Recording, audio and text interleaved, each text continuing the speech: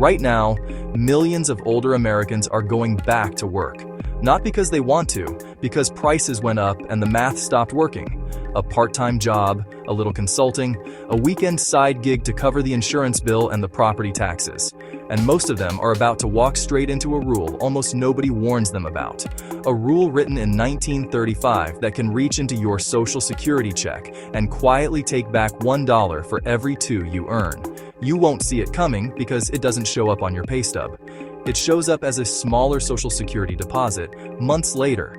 In 2026, the exact line where it starts is $24,480. Cross it, and the government starts holding back part of the benefit you already earned. Today I'm going to show you exactly how this works, who it hits, who it doesn't, and the one detail that can save you thousands, straight from the Social Security Administration's own numbers.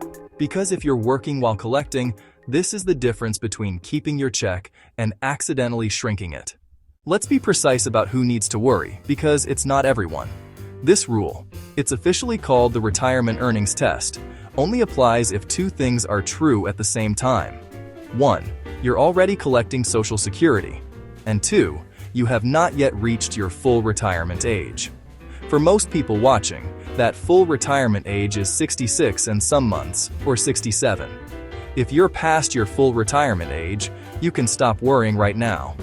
Once you hit it, this rule vanishes completely. You can earn $1 million a year, and Social Security won't touch a penny of your benefit. Hold on to that, because it's the escape hatch, and we'll come back to it. But if you claimed early, at 62, 63, 64, and you're still bringing home a paycheck, you are squarely in the zone where this rule can cost you. And here's the cruel part. The people most likely to get caught are exactly the ones going back to work because money is tight. The rule punishes the people who can least afford it. So here are the real 2026 numbers. Write these down. If you are under full retirement age for the entire year, the limit is $24,480. For every $2 you earn above that line, Social Security withholds $1 from your benefits. Let me make that concrete with the Social Security Administration's own example. Say you're under full retirement age, collecting $800 a month. That's $9,600 for the year. You take a job and earn $33,400. That's $8,920 over the limit. So Social Security withholds half of that overage, $4,460.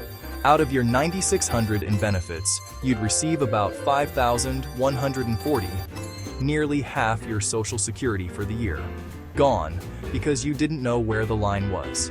Now there's a second, friendlier limit for one special group. In the year you actually reach full retirement age, the limit jumps way up to $65,160, and the penalty softens to $1 withheld for every $3 you earn, counting only the months before your birthday. After that month, the limit disappears for good. And there's a special rule for your very first year, where Social Security can look at your earnings month by month instead of for the whole year. So a mid-year retirement doesn't get unfairly hit. The monthly figure for someone under full retirement age works out to $2,040 a month. Now here's the single most important thing in this entire video, and the part that quietly saves people thousands. It's the answer to one question: what actually counts as earnings? Because the earnings test only counts money you work for.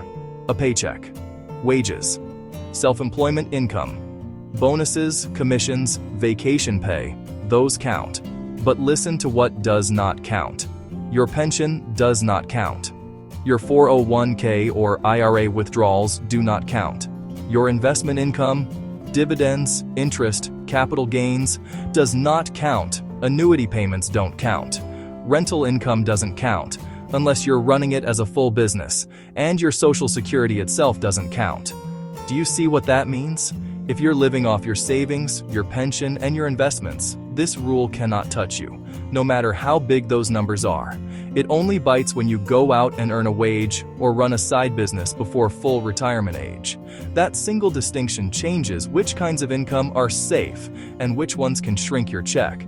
And now the part that almost every scary video on this topic leaves out, the part that changes everything. The money Social Security withholds is not lost. It is not a tax. It is not gone forever. When you finally reach full retirement age, Social Security goes back, counts up every month it withheld a benefit, and permanently raises your monthly check to pay it back over the rest of your life. You are made whole. The government is essentially holding some of your money and giving it back to you later as a bigger check. This is the single most misunderstood fact about the earnings test. Experts who've testified to Congress say most people see it as a pure penalty and either stop working or cut their hours to avoid it, when in reality, for someone who lives a normal lifespan, it largely evens out. The one caveat: if you have a short life expectancy, you may not live long enough to recoup it. But for most people, this is far less scary than it first looks, as long as you understand it. Here's what's happening in Washington right now, because it affects you. In 2026, a bill called the Senior Citizens Freedom to Work Act was introduced in Congress, in both the Senate and the House, to repeal this earnings test entirely. The pitch is simple and popular. Let seniors work and keep every dollar of their benefit, no limits. If it passes, it would take effect in 2027. As of today, it's still sitting in committee. It is not law, so for 2026, everything we just covered still applies. But here's the hidden risk nobody puts in the title. A Congressional Research Service analysis found that repealing this rule could actually leave some retirees worse off in the long run. Why? Because without the earnings test, no recalculation bumps up your check later. So some people, especially women and those living into their 80s, could end up with lower lifetime benefits. So when you see a headline promising to free you from this rule, understand there are two sides to it. Sometimes the guardrail is protecting you from yourself. So here's how you work in retirement without accidentally shrinking your check. 4 moves. 1. Know your exact full retirement age. Everything hinges on it. If you're already past it, ignore this rule entirely and earn all you want. 2. If you're under it and collecting, know your limit, $24,480 this year, and either stay under it or go over it on purpose, knowing the withheld money comes back later. 3.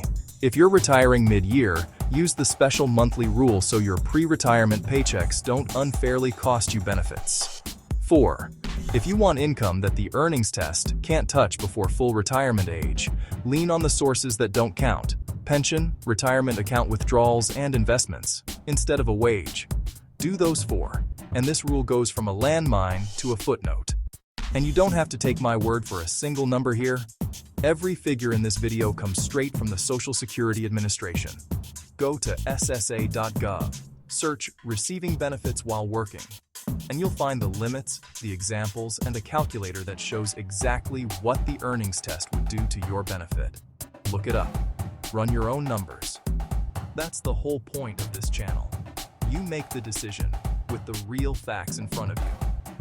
Because going back to work in retirement shouldn't cost you the benefits you spent a lifetime earning. Now you know exactly where the line is. One last thing.